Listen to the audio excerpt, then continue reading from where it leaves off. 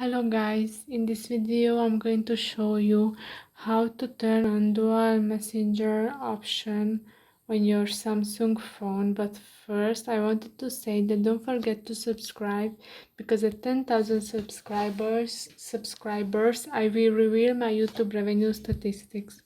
So let's start. First go to the settings, after that to advanced feature, and scroll down and it will appear dual messenger.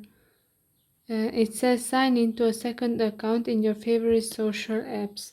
The available apps for me, the WhatsApp, the Facebook and the Messenger, and the supported apps will appear here after you install them. So when you choose, let's say WhatsApp, it says that you will be able to sign into another WhatsApp account in the second copy of the app. So you have to install that. You have to click on the install option. And the contacts, it says that use separate contact lists. Select a separate list of contacts to show in your second app. So this is for this video. I hope that it was helpful for you.